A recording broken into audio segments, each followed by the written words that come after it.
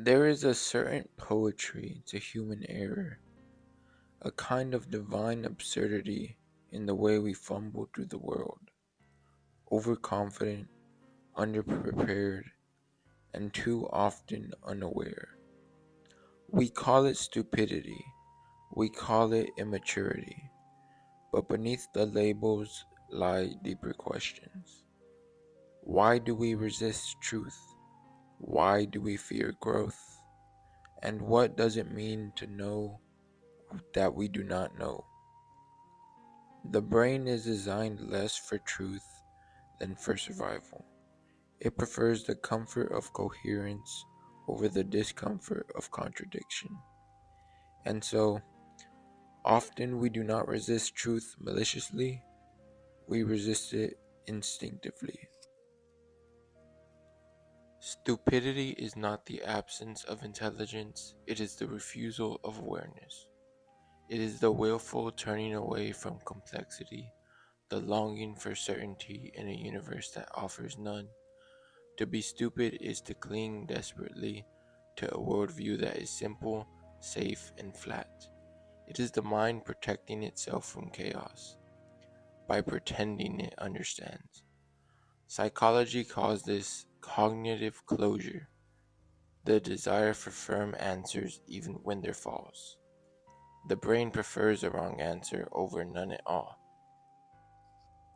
The philosopher Socrates once said, "I know that I know nothing." But most of us live in defiance of that humility. We mistake confidence for wisdom and noise for knowledge. And in doing so, we trade insight for illusion. This illusion is sharpened by the Dunning-Kruger effect, a cognitive bias where those with the least knowledge often feel the most certain. Their ignorance masks itself as clarity. Emotional immaturity is not merely a lack of control, it is a fear of depth, of pain, of responsibility. It is the soul clinging to childhood, not out of nostalgia, but because adulthood demands too much.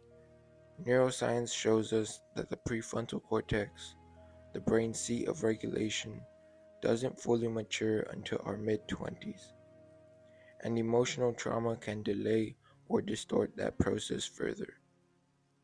The emotionally immature person cannot sit with discomfort. They lash out at truth, they deflect instead of reflect, they build fortresses of sarcasm or anger or apathy to shield themselves from the world and from themselves.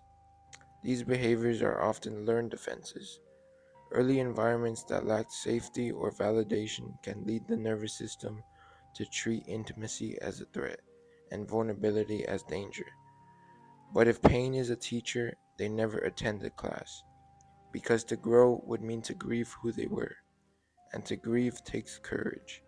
Emotional development is an act of integration. To grow is not to discard the past, but to face it and learn how to carry it. When stupidity and emotional immaturity intertwine, the result is not just ignorance, it is illusion defended with conviction. It is a life lived loudly but shallowly, a life allergic to silence, to introspection, to the terrifying beauty of being wrong. When our identity is built on certainty, truth feels like violence. The amygdala, our brain's fear center, activates in response to perceived threats, including social correction or cognitive dissonance. These people are not villains, they are afraid, and fear makes philosophers of few and fools of many. Projection, defensiveness, denial, these are not just flaws. They are coping mechanisms for a fragile ego trying to protect itself from annihilation.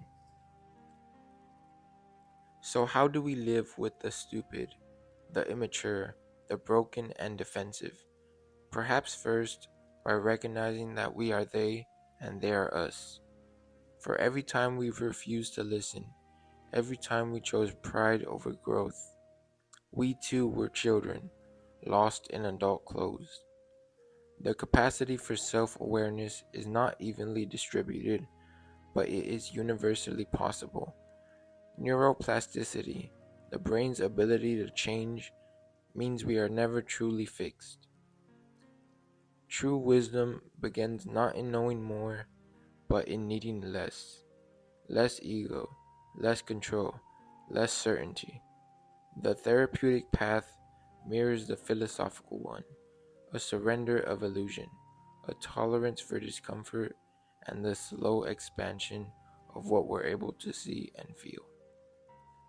And perhaps if there is hope for them, there is still hope for us. We are all fools, some of us are just paying more attention.